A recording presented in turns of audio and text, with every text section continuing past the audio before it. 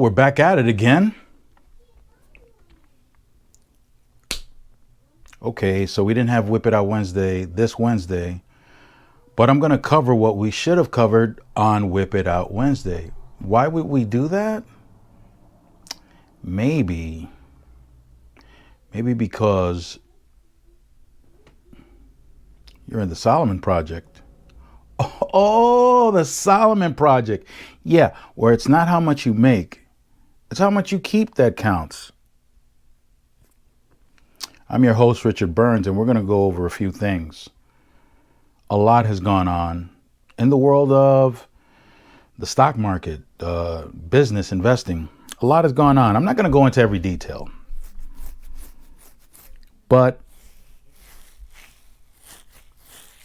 for the more important things that I like to discuss on this channel, which is how marketing and propaganda impacts every individual and how you need to be careful. That's what I want to cover. I want to talk about those things because I've seen it.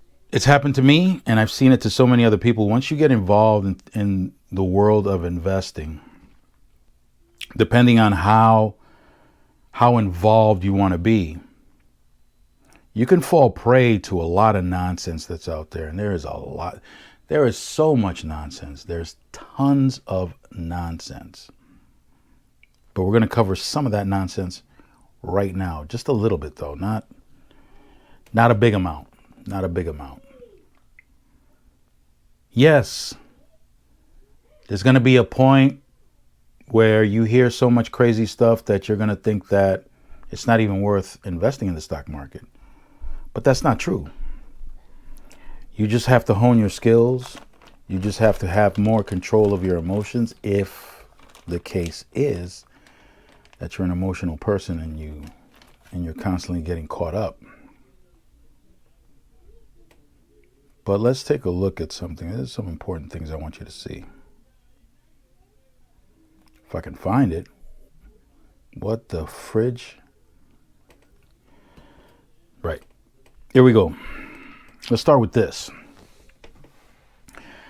Here's an article on CNBC, and it has to do with oil.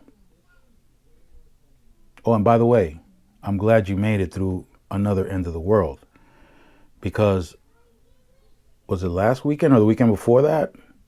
The world had ended. The economy crashed. The stock market crashed. We were on our way to a recession. That is, if we're not in a recession already. Some went so far as to say that we're going into a depression. These are the type of things you got to watch out for.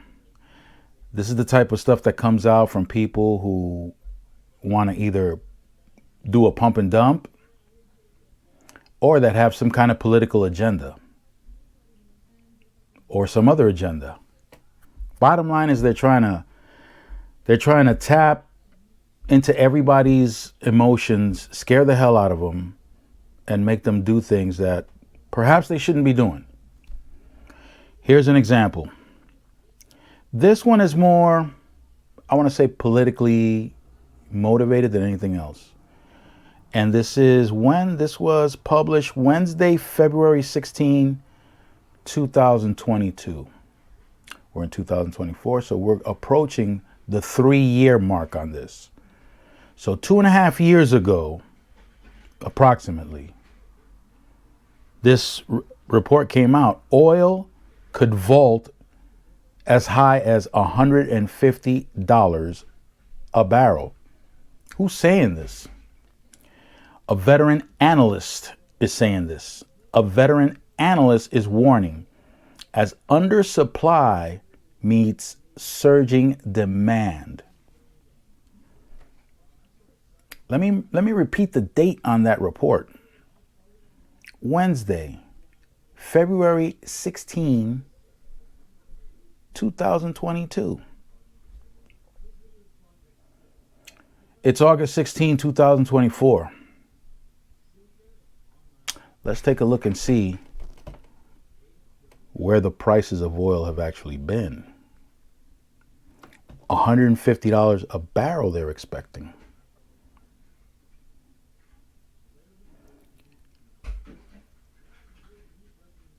Let me see if I can find out where exactly it was, or when exactly it was supposed to happen. So here's one of the key points. It says Brent surpassing $100 a barrel is almost a given at this point. Many energy analysts say now an increasing number of forecasters, it's not just one, an increasing number of forecasters predict commodity surpassing $125 a barrel and even higher. The Energy Information Administration lowered its OPEC capacity estimates by 300,000 barrels per day in February. Okay. So was it Joe Blow on TikTok that said this? No, it wasn't. It wasn't.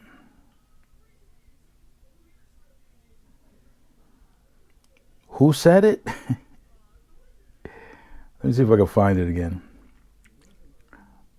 A number of forecasters predict the commodity. Who are these forecasters?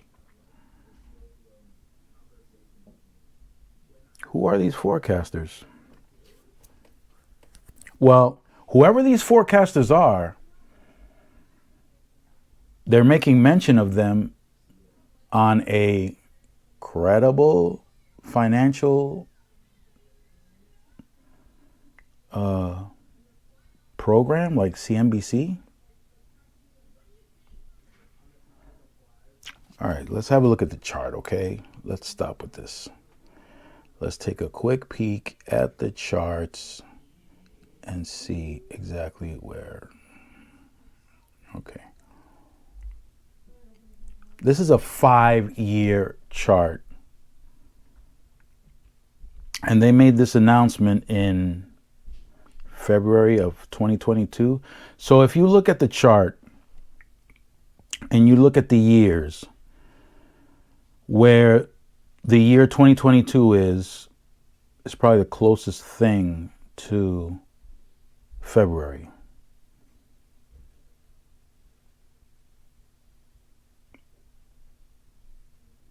The price did go up.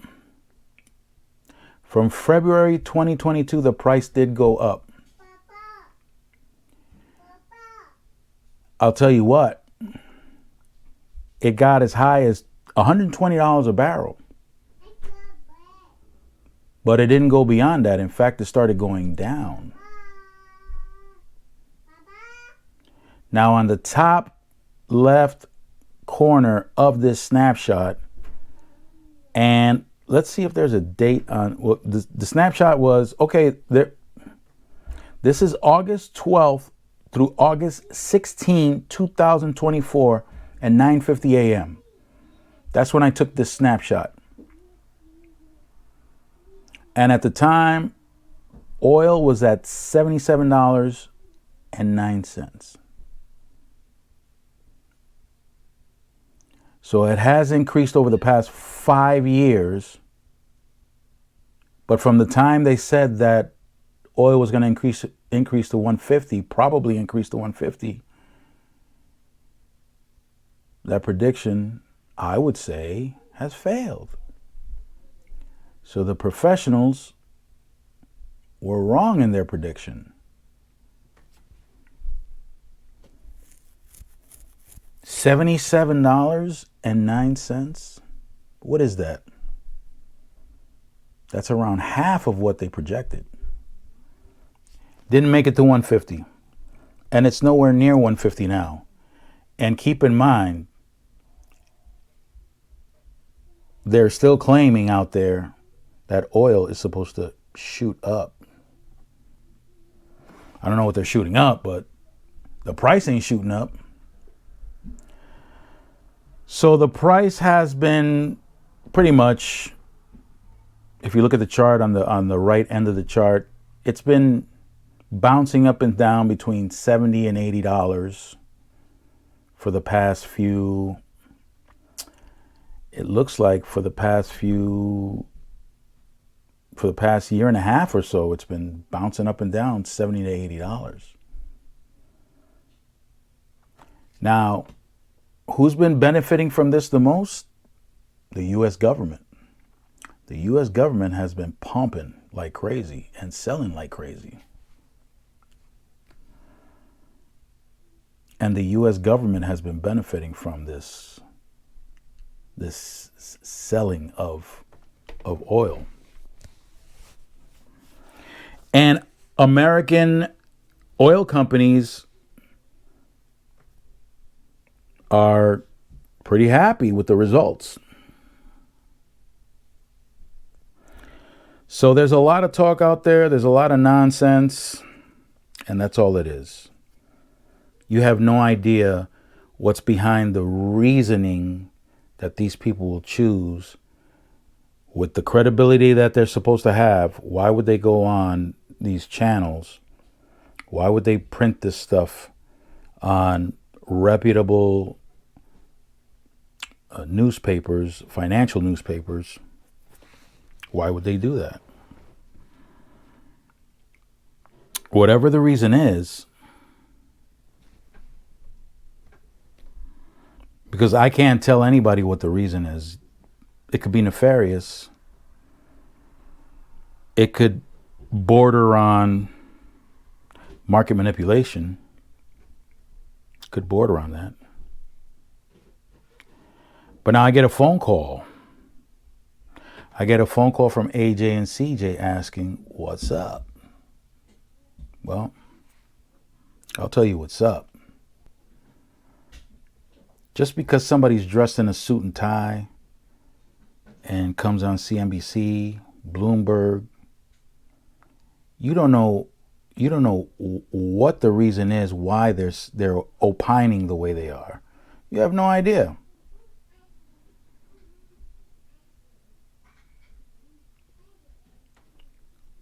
So what you do is keep in contact with me. Yes, keep in contact with Richard Burns.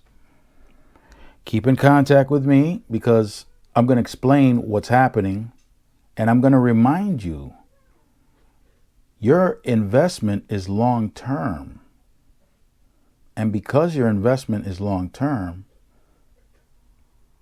you're going to look for solid companies. And in this case, I recommended that they both have some corporations that I showed them that they can pick from because it's a long list, but they can pick, and they chose dividend paying stocks. Solid companies that pay dividends. So whenever the world ends again, which could be in 2 weeks from now or a month from now or 6 months from now, because it's constantly ending, you don't have to concern yourself so much. Number one, the company you chose is solid. Number two,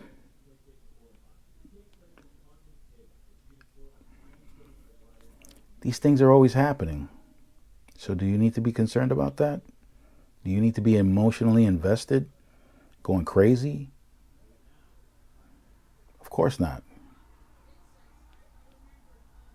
Of course not. Let's take a look at AJ's account. So I think the last time we saw AJ's account, it was down to $1,700, $1,700 and something. Today is at $1,900. So we're going in the direction that he wants so that he can reach the $2,000 mark, so that he can take advantage of strategies that he's not allowed to take because he's under $2,000. But the most important thing of all, and this holds true for CJ's account as well, the most important thing of all is what this account is doing, which is generating income. So AJ's account is supposed to be generating an income of $129 by the end of this year, by December 31st. It already passed it. It's now at $130. So we are where we were supposed to be in December 31st of this year. We're already there. We even passed it. Again, this doesn't look like a lot. And as you can see,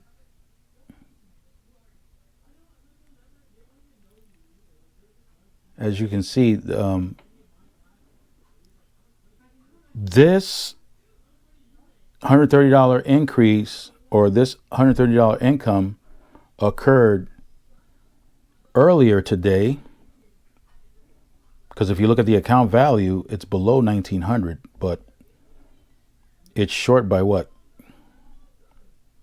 64 cents from what it is.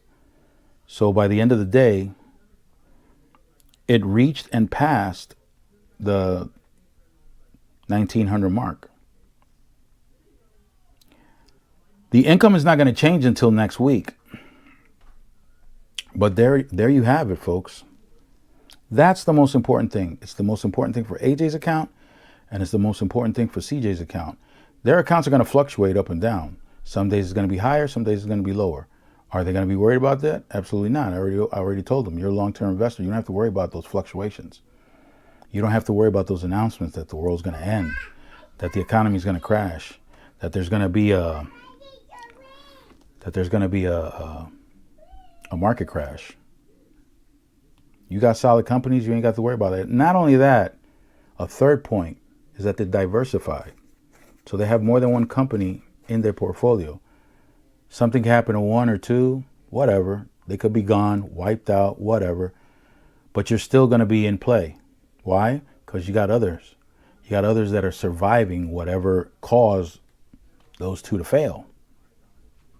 If it's an external situation, like a global market situation or global economic situation.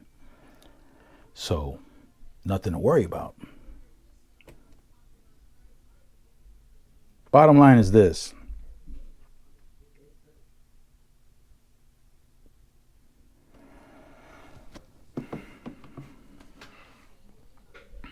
Oh, you know what? I didn't even show you CJ's portfolio.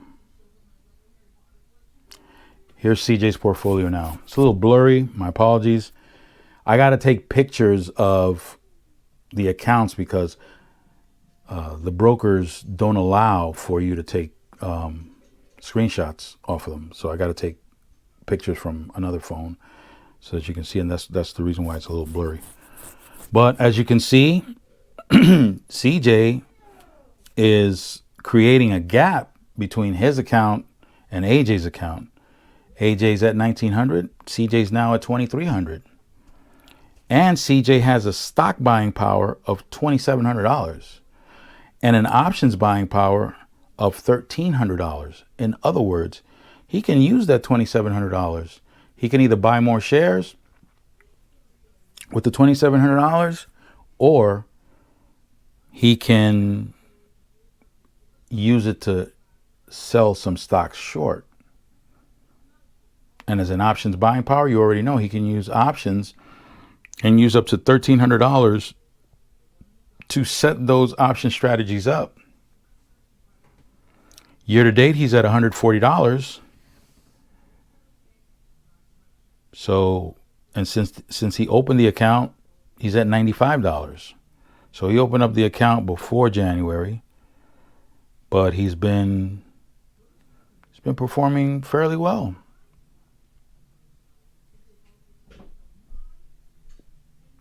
Hopefully AJ will be there soon. He can use strategies too. The same type of strategies that CJ is doing. But as you can see, CJ is growing. And he's going to be growing at a faster pace. Remember, he's depositing 100. AJ's depositing 35. But it doesn't matter. AJ is not competing with CJ. There's no competition going on there. They're doing what they can. CJ's putting out what he can. AJ's putting out what he can, and that's it. And you can be like AJ, or you can put in less than AJ, or like CJ, and put in less than CJ, or put in more than CJ. It all depends on each individual situation. But they both survived this, and they did get nervous. They did get scared. It was the first time they were going through it. But they made that phone call before they made a move. I gave them my advice. They took to it. Still scared. The value of their portfolio went down. But they were patient, disciplined, consistent, and they're doing good.